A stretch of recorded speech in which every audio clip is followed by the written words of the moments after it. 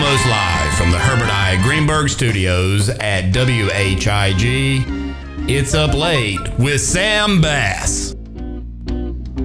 Thank you, Scott Smith. Good evening and welcome to the first show of the season. Hey, first off, I want to thank our sponsor, Metro Maintenance. Call them, maintenance, plumbing, HVAC, anything like that. Call them for anything, they'll help you out. So, I want to tell you, our very special guest on our first episode of the season, drum roll please, is none other than Heidi Kirk. You've seen her on WRAL and social media.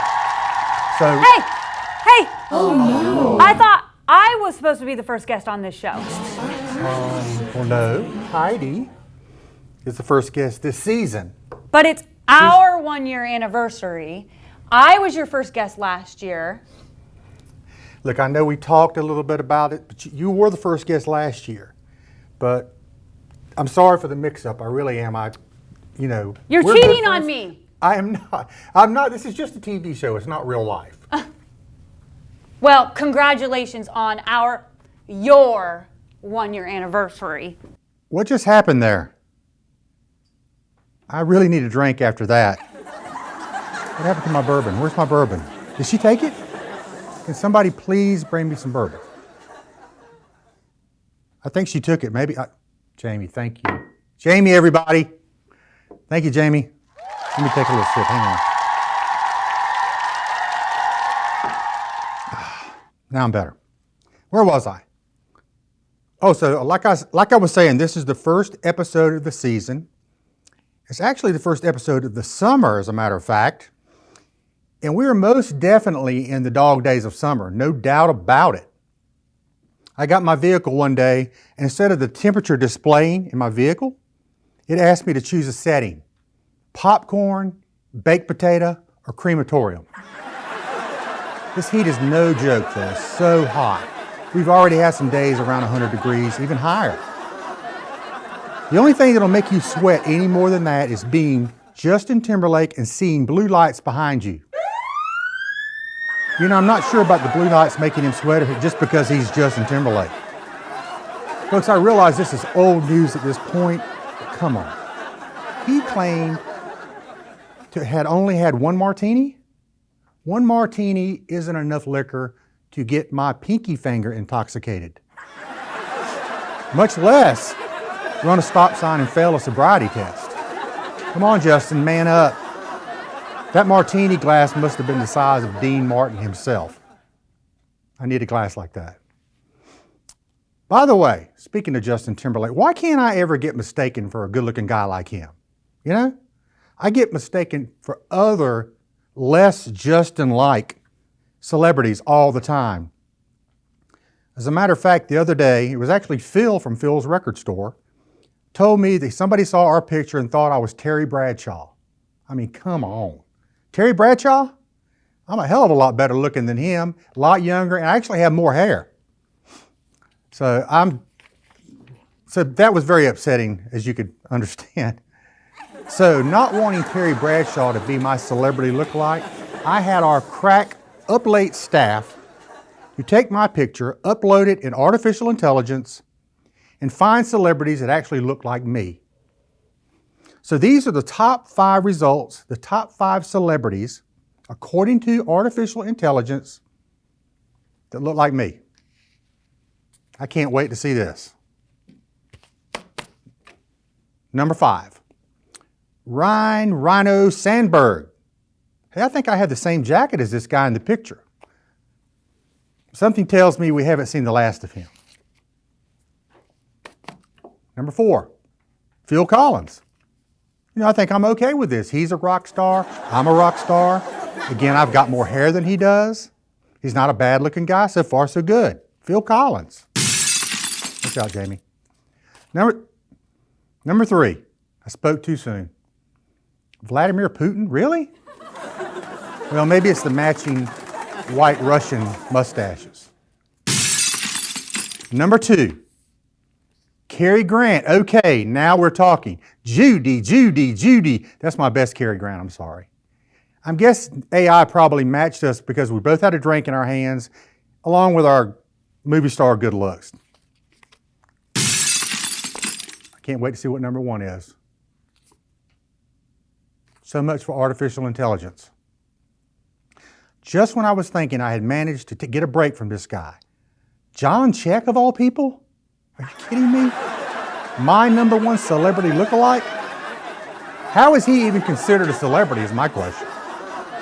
Well, I guess, if you look at the whole scheme of things, we are a couple of pretty good-looking guys, as evidenced in this picture.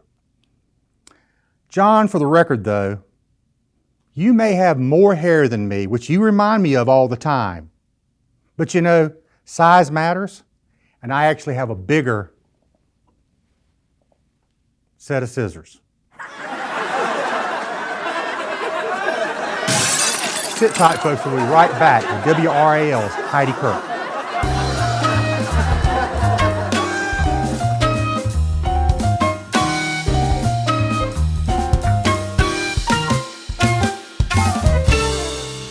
Metro Maintenance has provided fast, reliable services in Nash, Edgecombe, and Halifax counties for over 35 years. Metro Maintenance offers services for residential, commercial, and institutional facilities. These services include heating and cooling, electrical, plumbing, and general repairs. Our numerous years of experience, knowledge, and resources help us to accomplish our mission of serving our customers with superior service achieved through integrity and hard work. All of our work is guaranteed. For service, call 252-977-2730 or find us on the web at metro-maintenance.com.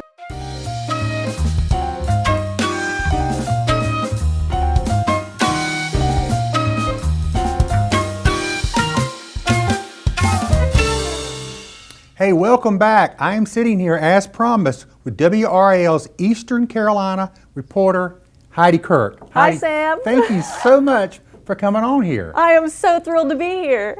It's just a thrill to have you here. I see you around town. We bump into each other all the time.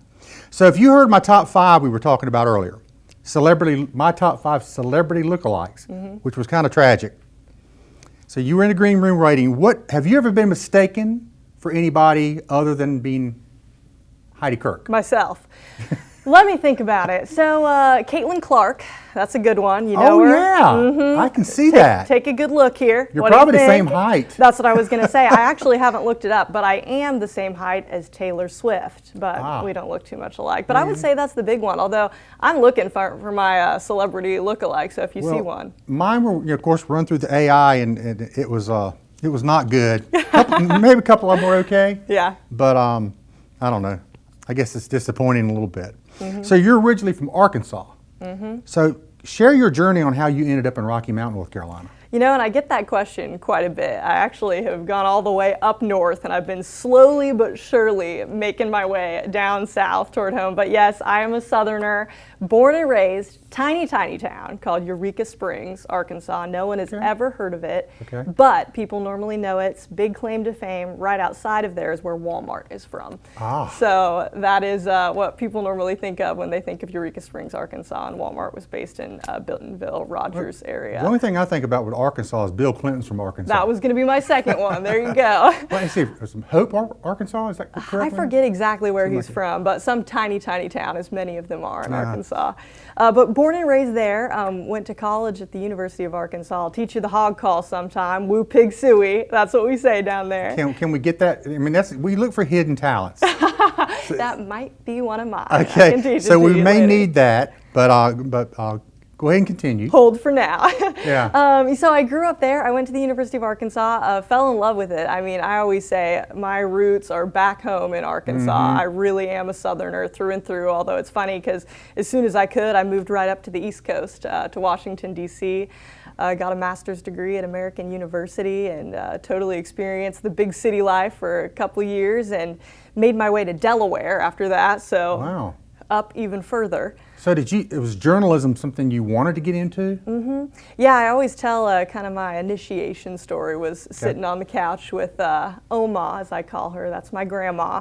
And it was around that time that you're supposed to pick what you want to do with your life, right, in high school. And I had no idea. I thought I might go to New York City and be an actress. And, or a model. Right. And my grandma one time was sitting next to me and on the couch, and she was a big nightly news person. I mean, every single time, tuned in every night, local, national, whatever it was. And one day she was like, what about that? And it all clicked for me. I mean, of course, it wasn't about what it's about now. I mean, at the time, I kind of thought, ooh, I could be on TV, right? It'll be fun.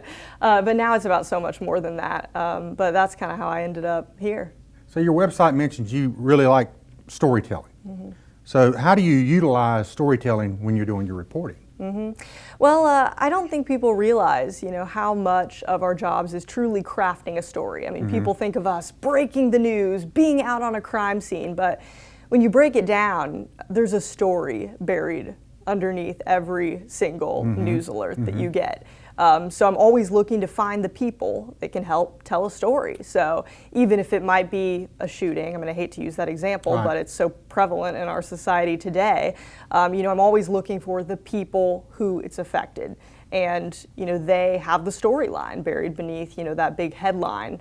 And I'm a storyteller in the sense that not only am I presenting the news, but I also run my own camera, as we talk about a lot. I mean, I am looking to find the best shot. I'm looking to find the best angle. And when you put all of those pieces together, it's a story. Well, we had Scott Mason, the Tar Heel Traveler, on here, and one of the great storytellers of all time. He can dig in there and find little nuggets all over everywhere. He told us he has an inbox full of like 20,000 stories that he can go after. So since you've been a journalist, what's the furthest you've traveled away? You said Delaware. Have you been further? Delaware is the furthest, although during my time in Delaware, I actually had a chance to make it up to Philly, Washington, D.C. I mean, I was telling kind of stories all across the Northeast region. And, I'd love to go further. I mean, I've always had big aspirations, and there's nowhere that I'm afraid of. I mean, you can send me cross country and I'll go. Well, you're young. You got plenty of time to see all the things you want to see in this world. So you mentioned living in D.C. So how was city life challenging to somebody from Arkansas? Well, it's funny because that was the biggest move I ever made. I mean, I literally packed up my Chevy Malibu, my tiny car with all of my stuff. I literally did not have a single room for anything. In fact, I still have this little cactus in a tiny pot, and I held it right in between my knees the entire drive, which was like 18 hours to DC. Oh, gosh. And I showed up there, and, I thought that it was going to be really challenging, that I was going to miss home. And I really didn't. I mean, I'm really close with my family. Like I said, I loved Arkansas and how I grew up, but as soon as I got there, I really fell in love with it. I mean, my eyes were just open to a whole new way of life, and I met so many different types of people. I mean, my graduating class, for some context, was 39 people. So, it was the first time that I got to see, that many types of people, that many types of opinions, different backgrounds. And so, of course, it was a challenge in the sense that it was so new, but I think I navigated it really well. And I really hit the ground running and completed a master's program in a year and a half. Very good. Loved it. We're so glad to have you here in North Carolina, especially in Rocky Mount. So I do have a kind of a weird question. I'm just curious. Many of the TV news people and radio professionals have a distinctive way of speaking. So is there a specific class and training in journalism, in broadcasting, that teaches any kind of style of speaking or projecting your voice? Absolutely. And the best advice that I ever got from a mentor is you just want to be the most professional version of yourself. So you hear me talk and people will tell me that I have the perfect reporter voice, You do. But it really is supposed to be me, but just a little bit more professional. We want to have that credibility on air. We want to be able to command the presence and draw you into the TV. But at the same time, I don't want to lose Heidi Kirk, as you don't want to lose Sam Bass. You just want to be a little more professional. But yeah, I mean, I've worked with voice coaches. In fact, I work with one now. It's actually one of my biggest challenges as a journalist. I would never know. Yeah, you would. You really do a great wouldn't. job. But I mean, it's every single inflection, the way that you say things. I mean, sometimes we're telling really tough stories and you have to key into emotion. And there's so much that goes into making sure that we can really capture the essence of a story through your voice. Yeah, I get it.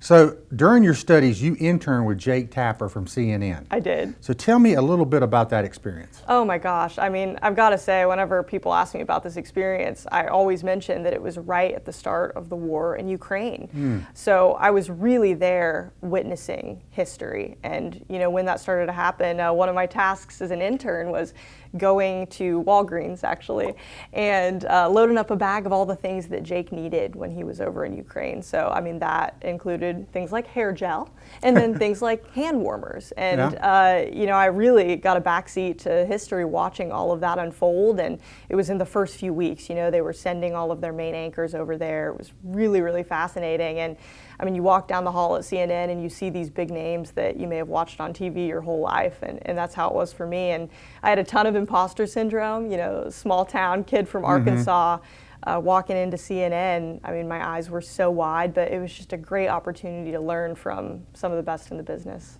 That's pretty cool. I remember back in the day, WRAL had an anchor named Bobby Batista, and she ended up being one of the first major reporters at CNN. Yeah. And that was really cool because you said, hey, I remember she was on Channel 5. So she made it to CNN. Same thing with Brett Baer from Fox News. He was on Channel. Yep, and I knew that. I remember Regis and Kelly featured him one time doing storm coverage, and he was like you, had the one camera. Yep. And he was out on the beach. It was Brett Baer, and look at him now. So wow. I'm looking for you to be on a national network soon, Heidi. Well, me too. No Let's pressure. see. This might be my big break. It probably is. So during your studies, I mean, I want to go back. You won an Emmy Award as a student. Is that correct? I did. Tell me about that. I've actually won a couple, but Wow. one of them was for my coverage of Black Lives Matter protests during the pandemic.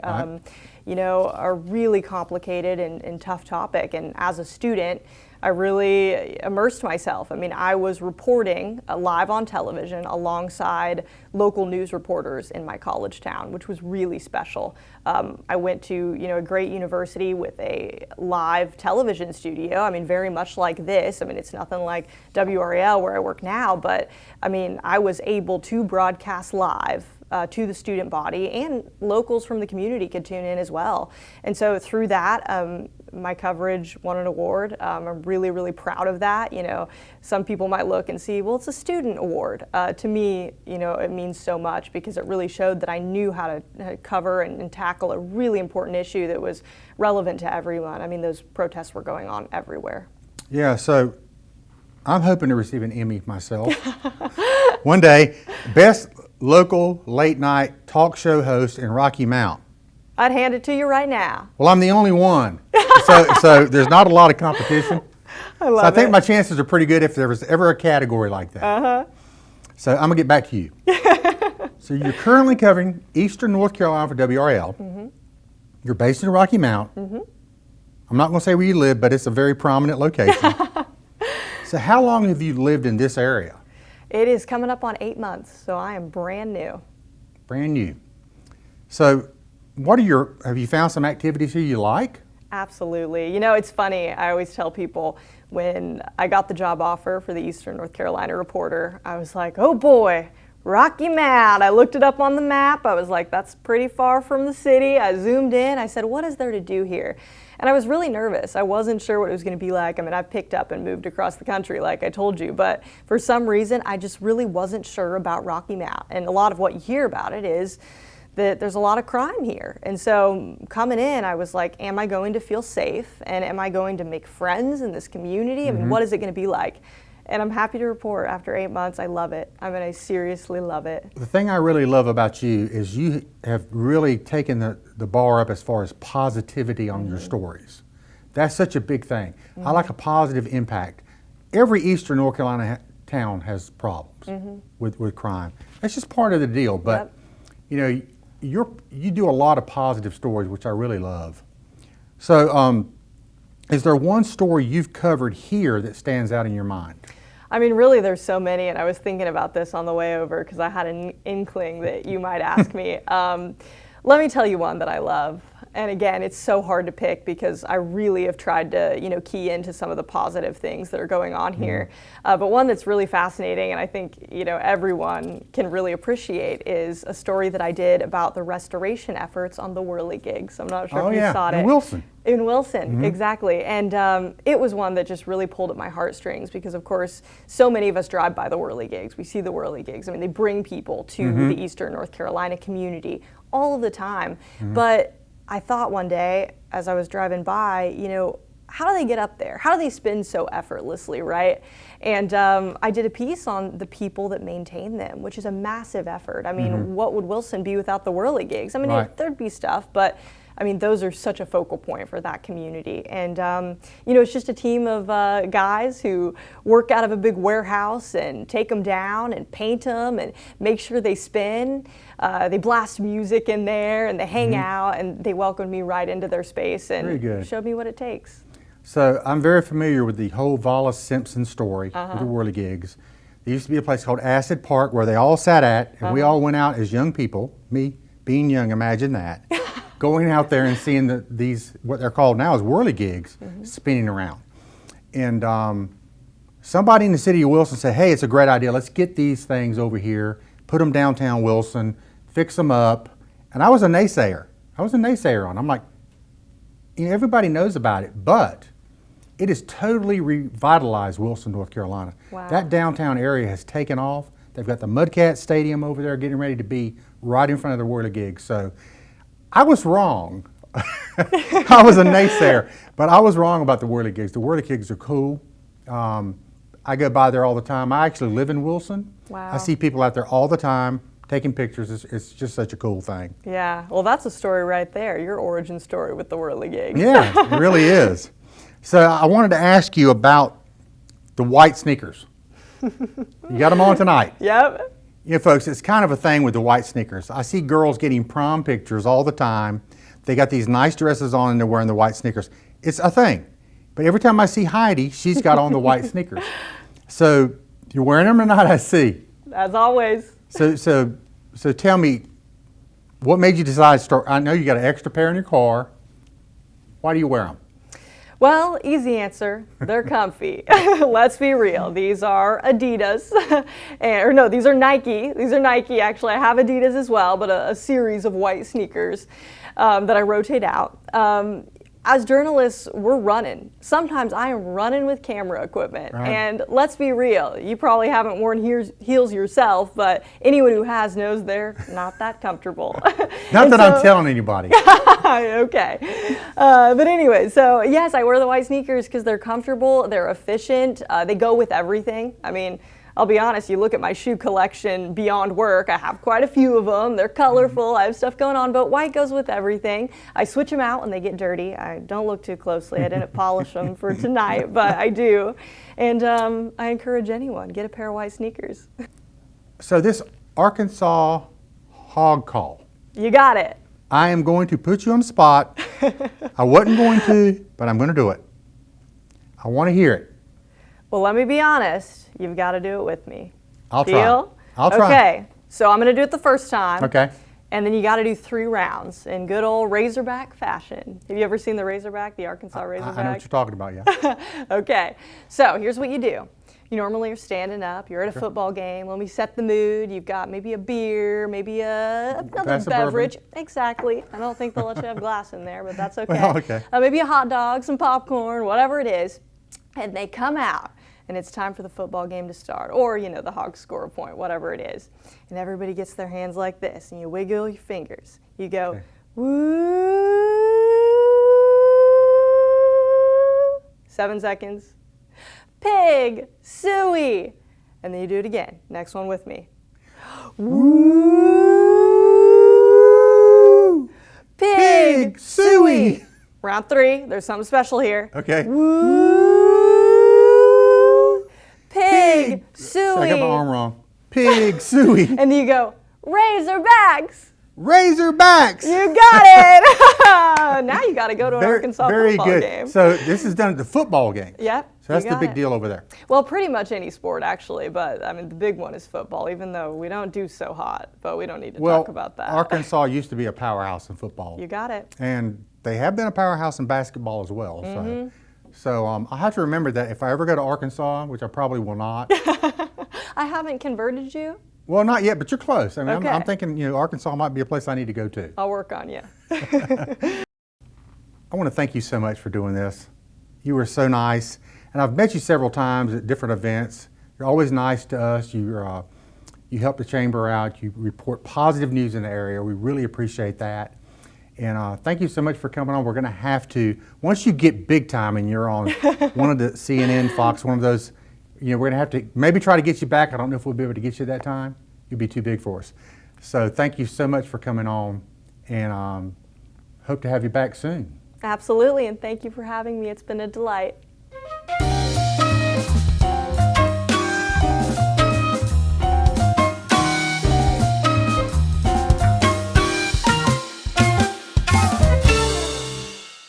Hey, I want to thank my special guest, Heidi Kirk from WRAL, for joining us tonight and taking her time to share her story with us. Hey, next week, we're going to have Mr. Ron Green, as I call him, the best dressed man in Rocky Mount. He is the head of the Boys and Girls Club Tar River region. So make sure you tune in for that. Hey, look, thanks for watching every Thursday night at 10 right here in WHIG. Up Late with Sam Bass. See you soon.